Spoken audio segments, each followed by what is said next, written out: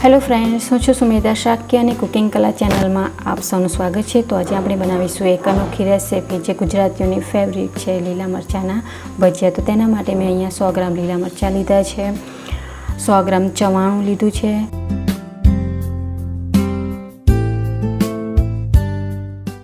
અને 1 વાટકી બેસન. સૌપ્રથમ તો આપણે મરચાંને સારી રીતે ધોઈ અને ચોખ્ખા કપડાથી આપણે તેને બરાબર લૂછી લઈશું. હવે બધા જ મરચાંને આવી રીતે વચમાંથી કટ કરી અને તેની અંદર જો વધારે પડતા બિયા હોય તો તેને બહાર કાઢી લેવા અને ઓછા હોય તો કોઈ વાંધો નહીં. હવે સ્ટફિંગ માટે આપણે જે ચવાણું છે તેને મિક્સર જારની અંદર અધકચરું ક્રશ કરી લેવાનું છે. તમે જોઈ શકો છો કે આવી જ રીતે અધકચરું ક્રશ કરવાનું છે. આપણે બારીક પેસ્ટ નથી બનાવવાની.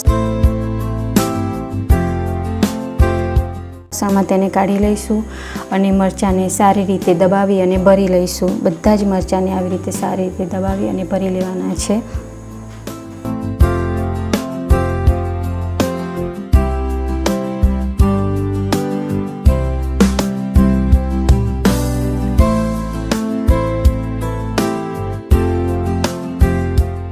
હવે ભજીયાનું ખીરું તૈયાર કરી લઈશું. તેના માટે મેં અહીંયા 1 વાટકી બેસન લીધો છે.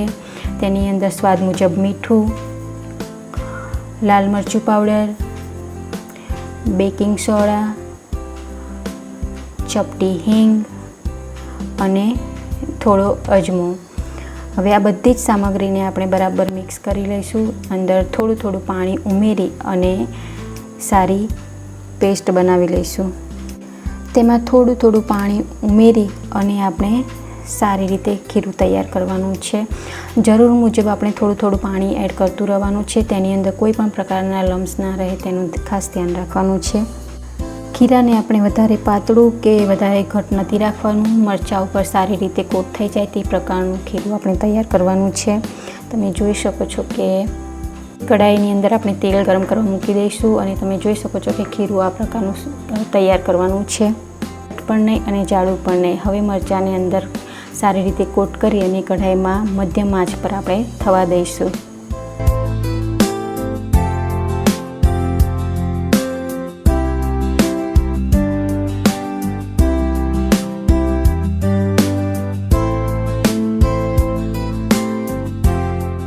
બ્રાઉન ક્રિસ્પી થઈ જાય ત્યાં સુધી આપણે તેને થવા દઈશું. મરચાંને સારી રીતે ખીરામાં ડૂબાડી અને આપણે તેલમાં તળી લઈશું. મધ્યમ આંચ પર જ આપણે મરચાંના ભજીયાને તળવાના છે. ગોલ્ડન બ્રાઉન થઈ જાય ત્યાં સુધી આપણે તેને તળવાના છે. આપણે તેને પલટાવી લઈશું. મરચાંને ધીમી આંચ પર જ તળવાના છે.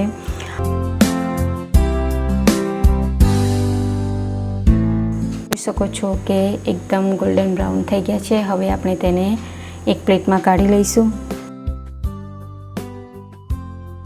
રેડી છે આપણા લીલા મરચાંના ભજીયા. તમે આ ભજીયાને ખજૂર આંબલીની ચટણી કે પછી પુદીનાની ચટણી કે ટોમેટો કેચઅપ સાથે તેને ખાઈ શકો છો. તે ખાવામાં ખૂબ જ સ્વાદિષ્ટ લાગે છે.